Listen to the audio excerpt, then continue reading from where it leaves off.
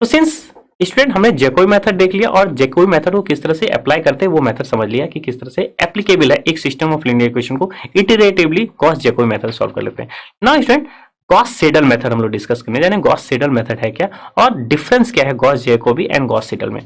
Now student since Jacobi method individually X Y Z निकालते थे, ये जो इटरेट हम कर चुके होते हैं फर्स्ट इटरेशन में 0 0 अगर पुट कर रहे हैं तो हम क्या निकाल लेते हैं x1 निकाल लेते हैं, x2 निकाल लेते हैं और x3 निकाल लेते हैं, या कह सकते हैं x1 निकाल लेते हैं, y निकाल लेते हैं, z निकाल लेते हैं। फिर हम इस इटरेट को प्रोसेस स्टार्ट करते हैं और फिर हम उसी टाइप से सारे सेट ऑफ वैल्यूज निकाल लेते हैं। नाउ गॉस सीडल मेथड में क्या होता है, हम जो अपडेटेड वैल्यूज आ चुकी होती है उसको फर्दर उसी इक्वेशन में यूज करते हुए चले जाते हैं। तो सबसे पहले गॉस सीडल देखते हैं, डिफरेंस देखते हैं और उसके बाद हम क्या देखेंगे अप्लाई किस तरह से किया जाता है सिस्टम ऑफ लीनियर इक्वेशन को सॉल्व करने में।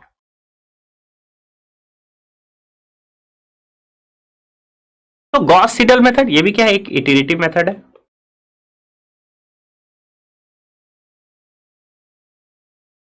तो इसको समझने के लिए लेकिन एक सिस्टम ऑफ लीनियर इक्वेशन लिख ले।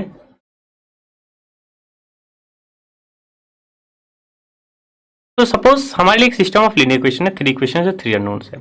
तो और ये मान लेते हैं ये डायगोनली डोमिनेंट है।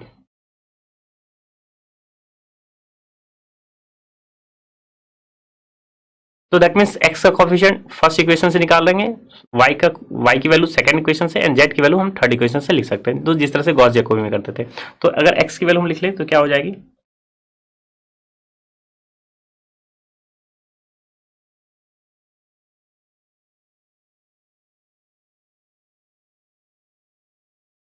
तो फर्स्ट इक्वेशन से हमने क्या लिख लिया एक्स की वैल्यू, सिमिलरली सेकंड इक्वेशन से हम क्या लिख ले वाई की वैल्यू एंड थर्ड इक्वेशन से हम क्या लिख ले जेड की वैल्यू। तो एक्स वाई जेड की वैल्यू हम first equation second equation and third equation से लिख लेते हैं। अगर डायगोनली डोमिनेंट है अगेन डायगोनली डोमिनेंट चेक करने का तरीका क्या है, एक्स का कोफिशिएंट जो है मैक्सिमम होना चाहिए वाई और जेड के कोफिशिएंट से, सेकंड में वाई का कोफिशिएंट मैक्सिमम है और थर्ड इक्वेशन में जेड का कोफिशिएंट क्या है मैक्सिमम है। तो डायगोनली डोमिनेंट होने के कारण हम एक्स वाई जेड की value equation first equation second equation third से लिख लेते हैं।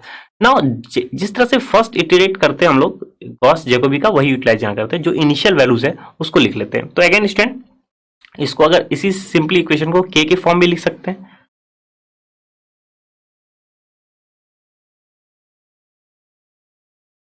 सो नाउ स्टूडेंट पहली बात तो डिफरेंस क्या है गॉस जैकोबी और गॉस सीडल का। तो पहली बात तो एक्स के प्लस वन की फॉर्म में लिख रहे हैं तो हम इस टाइप से लिख लेते हैं सिंपली वाई के माइनस जेड के। लेकिन जैसे ही वाई की पावर के प्लस वन या के की फॉर्म में लिख रहे हैं तो ओवरऑल सारी वैल्यूज तो वही रहेगी A two two B two two minus now A two one क्या था एक्स। अब एक्स की जो इनिशियल पॉइंट है वो वैल्यू नहीं रखेंगे, हम अपडेटेड वैल्यू जो कि वैल्यू आ चुकी है एक्स की वो रखेंगे। तो यहाँ पे एक्स की पावर के प्लस वन रखेंगे यानी अपडेटेड वैल्यूज, और सिमिलरली ए टू थ्री और यहाँ सिंपली क्या रखेंगे जेड के।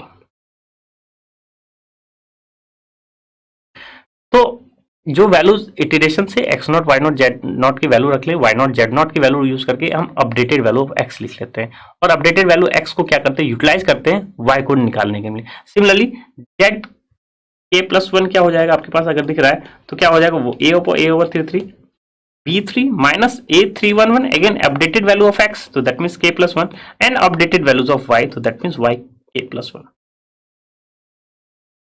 तो यहाँ पे डिफरेंस क्या है गॉस जैकोबी से, हम गॉस जैकोबी में जो इटरेशन वैल्यू से जो इनिशियल वैल्यू है वही रखते हैं, लेकिन यहाँ पे हम अपडेट करते हुए चले जाते हैं। वाई को अपडेट एक्स के अपडेटेड वैल्यू से किए और जेड को भी अपडेट एक्स के और वाई के अपडेटेड वैल्यू से किए। तो दैट मीन्स ये पावरफुल मेथड है, हम जो अपडेट वैल्यू आ चुकी होती है उसी को फर्दर यूटिलाइज कर लेते हैं। सो इन जनरल ये तो हमारे पास के फॉर्म में लिखने का तरीका था। इन जनरल यूजुअली हम किस स्टेप से स्टार्ट करते हैं कि अब सपोज एक्स वाई जेड की वैल्यू है हमारे लिए और इनिशियल पॉइंट ले ले यानी कि एक्स नॉट वाई नॉट और जेड नॉट या एक्स वाई जेड की वैल्यू 0 0 रख लें। तो एक्स वाई जेड की वैल्यू अगर 0 0 रख लेते हैं तो अपडेटेड वैल्यूज आएगी किसकी x1 की। तो x1 की अपडेटेड वैल्यूज क्या आ गई, तो हमारे लिए वैल्यू क्या था 1 अपॉन a11 b1 माइनस अगर देखा जाए तो क्या होता a12 0 a13 0 तो ये दिस इज 0 माइनस 0 तो सिंपली क्या हो गया b1 ओवर a11 ये हमारी x1y। नाउ y1 क्या चेंज कर रहे हैं हम लोग, बस इसे ध्यान में रखना। y1 की वैल्यू अगर है क्या, y की वैल्यू क्या है 1 अपॉन a22 b2 ये तो है ही एज इट इज, तो 1 अपॉन a22 B2 माइनस, अब ये जो माइनस हो रहा है यहाँ क्या था, x था, 821 इंटू एक्स। तो इन जनरल जेकोबी में हम 821 इंटू 0 कर लेते थे, लेकिन सिंस अपडेट हो चुकी है x तो उसी को यूटिलाइज करेंगे, यही डिफरेंस है। तो 821 क्या यूटिलाइज करेंगे, x1। तो 821 क्या हो जाएगा आपका x1, जो x1 वैल्यू यहाँ डिटरमाइन हो चुकी है, मतलब उसी स्टेप में जो अपडेट हुई है उसको फर्दर यूटिलाइज करेंगे। और सिंपली माइनस 823z, अब z तो वैल्यू अपडेट नहीं हुई है, तो 823 इंटू 0, क्योंकि आपने z की वैल्यू 0 यूज किया है, तो ये 0 इंटू 0। सिमिलरली z1 की वैल्यू क्या हो गई, now you have an updated value of x as x1 and also updated value of y as y1। तो z1 निकालने के लिए क्या करेंगे, 1/833, b3 तो एज इट इज रहेगा, तो 1/833 and b3 minus coefficient x का क्या था, A31 इंटू एक्स, तो A31 into x1 updated value, A31 into x1 minus A32 into y। Now A32 into 0 नहीं करना है आपको, क्या करेंगे updated value, that means y1। तो अगर चेंजेस देखें तो चेंजेस कहां है, यहां x1 हो जा रहा है, यहां x1 एंड यहां y1 हो जा रहा है, यानी जो अपडेट वैल्यू है x1 उसी को यूटिलाइज करेंगे। तो x1 और z इक्वल टू 0, यानी कि आप कह सकते हैं z0, उसको यूटिलाइज करके y1 निकाले, z1 उसी तरह से निकाले। और जैसे ही x1 y1 z1 आ जाता है तो ये हम कहलाता है आपका फर्स्ट इटरेशन। तो I hope student second iteration आपको समझ में आ गया होगा। सेकंड इटरेशन में हम क्या करेंगे, में हम x2 निकालेंगे, second iteration 1/a11 as it is रहेगा, b1 एज इट इज रहेगा, सिंस यहाँ 0 0 था तो कोफिशिएंट के अकॉर्डिंगली लिख ले, तो क्या हो जाएगा यहाँ पे हमारा a12 y ना होके क्या हो जाएगा आपका y1, a12 y1 minus a13 z1। तो y1 और z1 के अपडेटेड वैल्यू से हम x2 निकालेंगे। नाउ व्हाट अबाउट y2, तो जहां जहां वैल्यूज है वो तो ऐसे ही रहेगा, क्या हो जाएगा 1/822 b2 minus a21। Now we don't use value of x1। अब क्या करेंगे, अपडेट हो चुकी है, x निकल के आ चुकी है, तो अब ये x2 रखेंगे यहाँ माइनस, क्योंकि अभी भी y की वैल्यू डिटरमाइन नहीं, z की वैल्यू डिटरमाइन नहीं, तो यहाँ a23 इंटू z1 ही रखेंगे, ठीक है। नाउ y z2 में क्या हो जाएगा, z2 डिटरमाइन करने के लिए सारी वैल्यूज एज इट इज रहेगा, a33 b3 माइनस, अब सिंस a31 था इंटू x1 था z1 के लिए, z2 के लिए अगर देखा जाए तो क्या अपडेट हो जाएगी, x2 ये अपडेट हो जाएगी। इसको अलग हम इसको डिनोट कर दे, this is x2 minus a32 minus a32, अब क्या हो जाएगा y2 जो अपडेटेड वैल्यूज आई। तो दैट मीन्स इसमें हम हर एक स्टेप में जो अपडेटेड वैल्यू आ चुकी है उसी को फर्दर यूटिलाइज कर लेते हैं।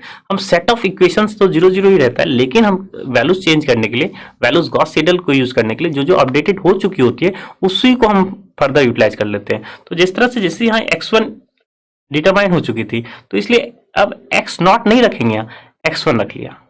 अब x1 और y1 डिटरमाइन हो चुकी थी, तो x और y के प्लेस पे x1 और y1 अपडेटेड वैल्यूज ना कि 0 0 रखेंगे। सिमिलरली x2 निकालने के लिए अगर देखा जाए तो y1 और z1 ये तो यूजुअल प्रोसेस है, क्योंकि यही अभी तक का अपडेटेड वैल्यूज है, लेकिन सिंस x2 डिटरमाइन हो चुकी है तो x की जगह हम x2 रखेंगे जो अपडेटेड वैल्यू है, सिंस z1 अभी तक डिटरमाइन नहीं हुई तो z1। अब z2 के लिए अगर देखा जाए तो यहाँ पे x2 है, और यहाँ पे अगर देखा जाए तो क्या है, ये y2 है, क्योंकि ये भी अपडेट हो चुकी है, इसलिए हम x2 और ये y2 रखेंगे। तो जैकोबी और सीडल में डिफरेंस क्या है, जैकोबी में जो सेट ऑफ इक्वेशंस है उस जो अपडेट हो चुकी होती है उसी को यूटिलाइज करते हैं, लेकिन गॉस सीडल में अपडेटेड वैल्यूज तो है ही, साथ साथ उसी इटरेशन में अगर कोई चीज और अपडेट हो चुकी है तो उसी को क्या करते हैं, यूटिलाइज करते हैं। यही स्टेप को फॉलो करते रहते हैं। अगेन परफॉर्म अगर 5 इटरेशन कहता है तो 5 इटरेशन से, या अगेन जो स्टॉपिंग क्राइटेरिया है जहां पे डिफरेंस आप कह सकते हैं 10th इटरेशन और 9th इटरेशन का अगर क्या हो जाए, लेस हो जाए या बहुत कम हो जाए, तो आप 10th इटरेशन पे स्टॉप कर सकते हैं। 5th इटरेशन और 6th इटरेशन का आप वैल्यूज देख लीजिए, दोनों का डिफरेंस देख लीजिए, x का सॉल्यूशन, y का सॉल्यूशन, z का सॉल्यूशन में अगर डिफरेंस बहुत कम है तो आप वहां भी क्या कर सकते हैं, स्टॉप कर सकते हैं। तो आई स्टूडेंट आपको बेसिक डिफरेंस समझ में आ गया होगा। गॉस जैकोबी में सेट ऑफ इक्वेशंस को ही यूटिलाइज करते हैं, लेकिन गॉस सीडल में अपडेटेड वैल्यूज को हम फर्दर अपडेट करते हुए चलते हैं। तो जिस तरह से x2 के लिए हम y1 z1 यूज किए, लेकिन y2 के लिए अगर देखा जाए तो x2 z1 यूटिलाइज हो रहा है। z2 के लिए देखा जाए तो updated values of previous updated values x2 और y2 को यूटिलाइज करके हम z2 निकाल दे रहे हैं। तो ओवरऑल आप इस वे से भी क्या कर सकते हैं, थिंक आउट कर सकते हैं। देखिए x की वैल्यू y और z के फॉर्म में, लेकिन y की value updated of value of x and z के फॉर्म में, और z की value updated value of x and updated value of y के फॉर्म में। तो आप या तो k के फॉर्म में के अकॉर्डिंग लिख लें, again k equals to 0 1 2 3 perform कर सकते हैं, या अगर आपको सिंपली वे पता चल गया कि एक्चुअली हम कर क्या रहे हैं, अपडेटेड वैल्यू उसी इटरेशन में भी अपडेट अगर हो रही होगी तो हम उसी को यूटिलाइज कर लेते हैं। तो स्टूडेंट हम लोगों ने क्या अचीव किया, हम लोगों ने ये देखा कि गॉस सीडल मेथड क्या होता है।